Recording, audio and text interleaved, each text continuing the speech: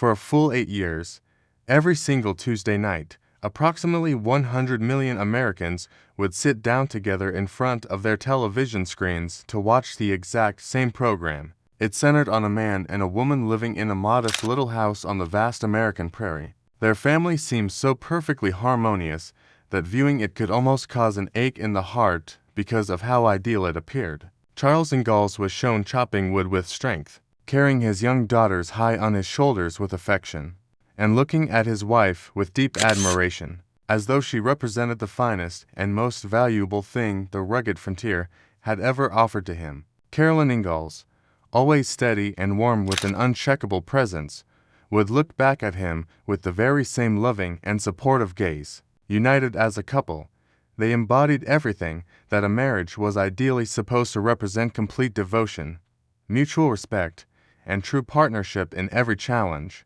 The popular television series was known as Little House on the Prairie, and the on-screen husband and wife that captured the hearts of America were portrayed by Michael Landon and Karen Grassle for nearly 40 years afterward. Almost no one publicly raised the important question: what was truly taking place between these two actors when the camera stopped rolling and the lights went down? When Karen Grassle reached the age of 84, she finally provided her honest answer in a detailed memoir. The revelations she shared in that book surprised and stunned even those who believed they already understood the complete background of this well-known story. It turned out to be far from a straightforward narrative filled with clear villains and innocent victims. Instead, it presented something much more intricate and layered than that simple framing. She portrayed the experiences of a woman who had at times felt silenced, gradually diminished in her role, and emotionally worn down over time by the very same man she worked alongside as her television husband. At the same time, she also explained that in the end she had forgiven him. Furthermore, she expressed that she felt genuinely grateful to have achieved a sense of peace with him before he passed away. Both of these realities, the difficulties and the eventual reconciliation, could coexist as true at the same moment, and that very complexity is precisely what gives this entire account its deep value and makes it worth sharing widely.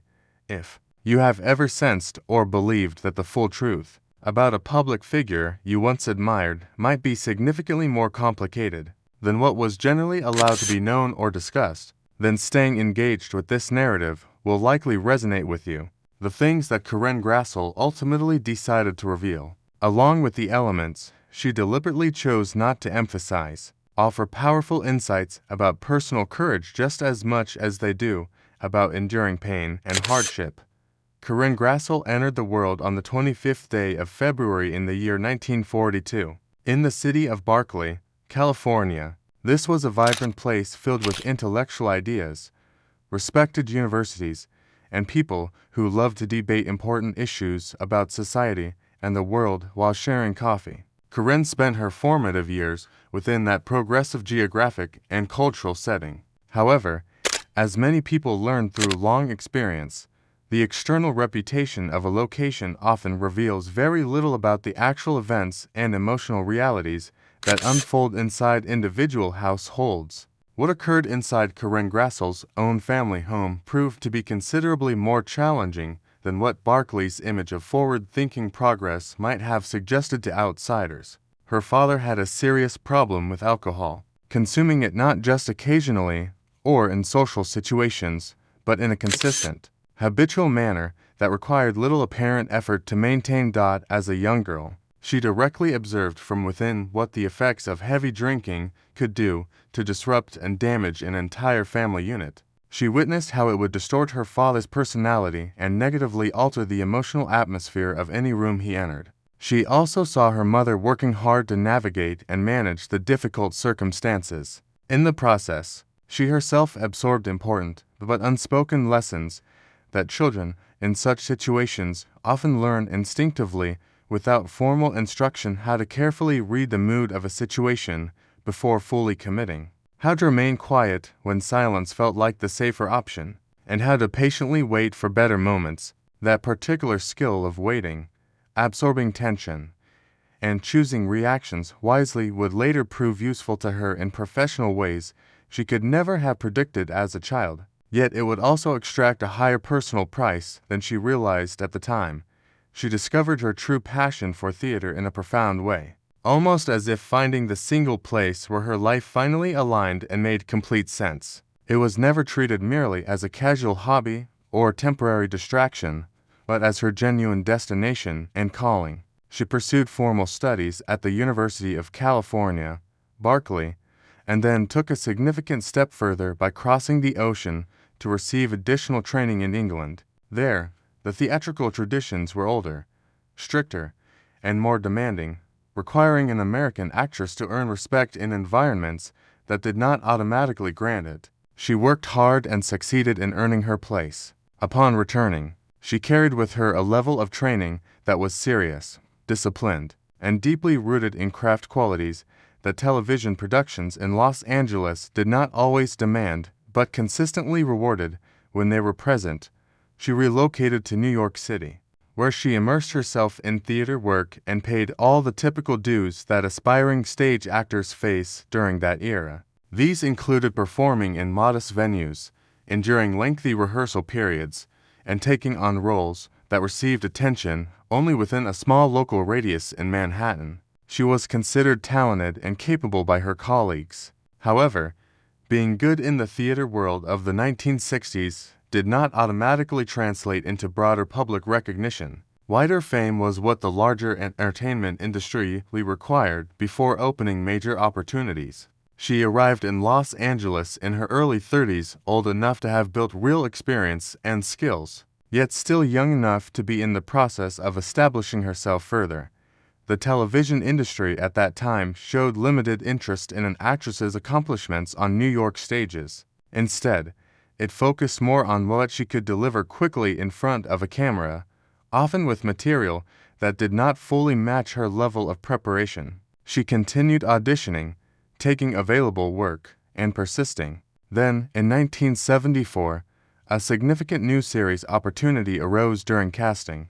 Little House on the Prairie was adapted from the cherished books written by Laura Ingalls Wilder about her own frontier childhood experiences in the 1880s.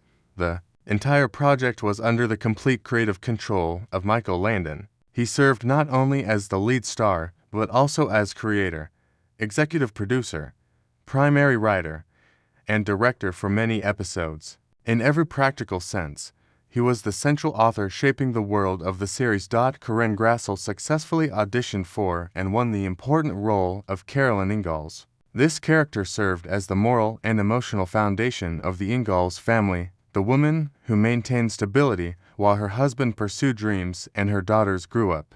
In many respects, it seemed like a part perfectly suited to the kind of trained and capable actress Karen Grassle had become over the previous decade.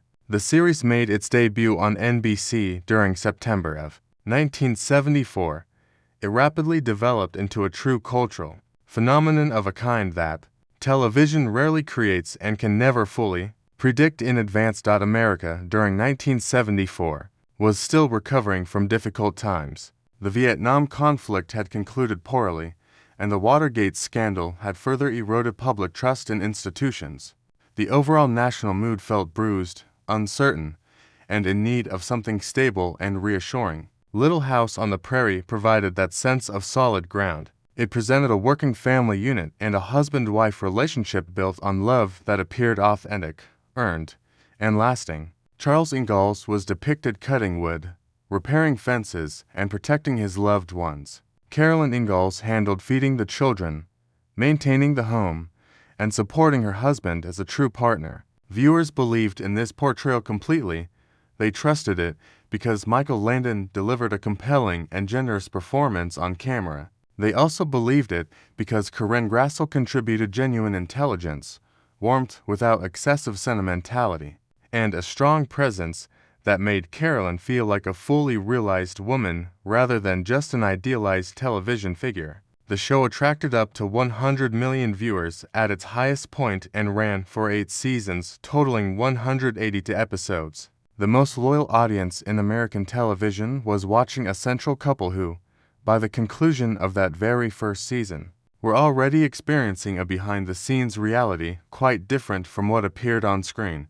Following the strong success of the initial season, Karen Grassle took the step of requesting a raise in compensation. This was not an unreasonable or excessive demand by industry standards.